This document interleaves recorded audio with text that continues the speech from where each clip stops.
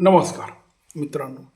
होऊ घातलेल्या मुंबई महानगरपालिकेच्या निवडणुकीत कशा कशा पद्धतीने पक्ष निवडून येतील आणि त्यांना कुठकुठले घटक मतदान करतील, यात मतदान करताना मतदार हा कसा विचार करून मतदान करेल आणि कुठल्या पक्षाला तो किती प्रमाणात मतदान करेल, याचे काही आडाखे बांधायचे झाले तर असं म्हणता येईल की जो सगळ्यात मोठा पक्ष पूर्वी होता पण आत्ता नाही, त्या काँग्रेसला मतदान करताना बऱ्याचदा दलित, उत्तर भारतीय आणि मुसलमान मुंबईमध्ये मतदान करतात. मराठीसुद्धा मतदार करतात नाही असं नाही, पण त्यांची टक्केवारी खूप कमी राहील. विशेष दलितांचं प्रमाण काँग्रेसमध्ये आणि मुसलमानचं प्रमाण काँग्रेससाठी फायद्याचं आहे. उत्तर भारतीयसुद्धा बऱ्यापैकी मतदान करतात. आता मग आपण जाऊ भाजपकडे. भाजप यांना उत्तर भारतीय मतदार मोठ्या प्रमाणात ह्यावेळेस मतदान करतील, कारण जो मनसेने मराठी मुद्दा पेटवला त्याच्यामुळे बरेचसे नाराज झालेले मतदार हे बी जे पीकडे जातील. कारण मागच्या वेळी त्यांच्या जवळजवळ 82 जागा होत्या आणि ठाकरेंच्या 84 होत्या. म्हणजे फक्त 2 जागांचं अंतर होतं. ते आता नक्की पुढे जाईल आणि त्यानंतर मग मराठी, शीख, गुजराती व इतर भाषिक लोक त्यांना मतदान करतील. त्यातल्या त्यात उच्चवर्णीय, व्यापारी, व्यावसायिक आणि दलिती बऱ्यापैकी त्यांना मतदान करतात. फक्त त्यांना मतदानाची टक्केवारी फक्त मुस्लिमांकडून सगळ्यात कमी मिळत असते, जी सगळ्यात जास्त काँग्रेसकडे जाते. पण जेव्हा ती काँग्रेसकडे जात असताना त्यांच्यात बी काही प्रमाणात विभागणी होती. त्यात मग समाजवादी पक्ष असेल, MIM असुद्दीन ओवेसींचा पक्ष असेल, त्यांचाही हिस्सा बऱ्यापैकी असतो. म्हणजे या ठिकाणी काँग्रेसला फटका बसू शकतो.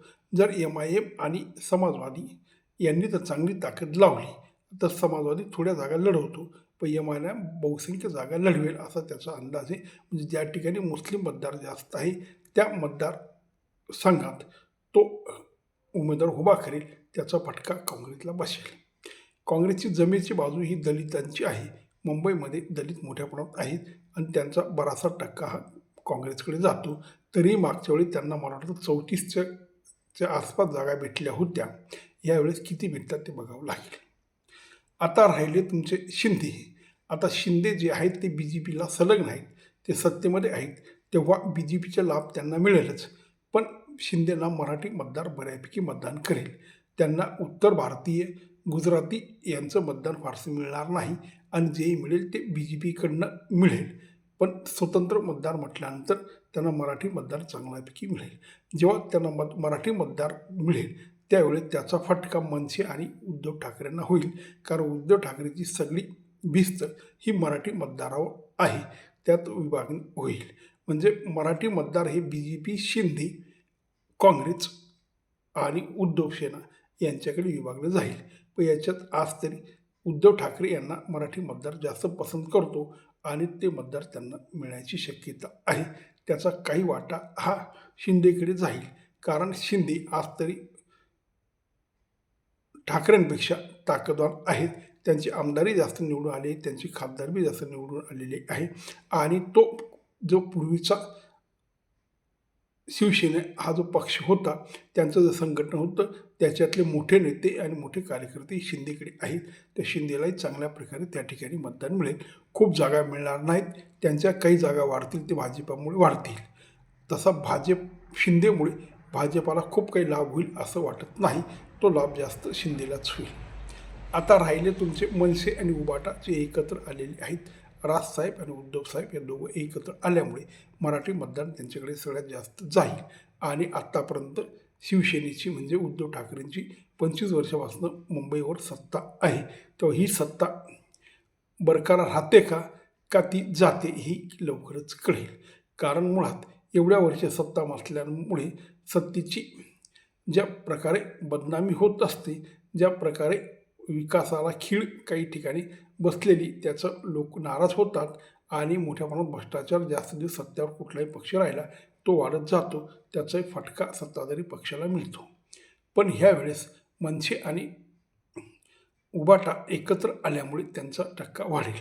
पण याच्यात गोंधळ असा आहे की उबाटाला मराठीबरोबर मुस्लिम काही प्रमाणात इतर भाषिक मतदान मिळत असतं. ते इतर भाषिक मतदान आहे ते मनसेमुळे मिळणार नाही का मराठी मुद्द्यामुळे बऱ्याच ठिकाणी मनसेने जी मारामारी त्यांच्या कार्यकर्त्यांनी केली त्याच्यामुळे उत्तर भारतीय नाराज आहेत आणि इतर भाषीय लोक दहशतमध्ये आहेत. तेव्हा मग ते सगळं मतदान एक ते BJPकडे जाईल त्याची दाट शक्यता आहे आणि मनसेचा फटका उबाटाला मिळू शकतो. खरं तर उबाटा काँग्रेस राष्ट्रवादीबरोबर राहिला असता त्याचा फायदा जास्त भेटला असता. यावेळेस मनसेमुळे उबाटाला मुस्लिम मतदार बी फारसे मिळणार नाही, उत्तर भारतीय तर मुळीच मतदान मिळणार नाही. मग आज उबाटाकडे फक्त ताकद कोणती आहे ती फक्त मराठी भाषिक आणि जातीवार विचार केला तर ब्राह्मण उच्चवर्णीय मनसे आणि उबाटाला मतदान करणार नाही, ते BJPकडे जातील आणि दलित तर मुळीच करणार नाहीत. तेव्हा मुस्लिमांचाही प्रश्न आहे. तेव्हा ही फार मोठी धोक्याची गोष्ट आहे. जर सत्ता टिकवायची असेल तर उबाटा आणि मनसेला खूप ताकद लावावी लागेल, तरीही ती गोष्ट अशक्य वाटते. आता MIM हा मुस्लिम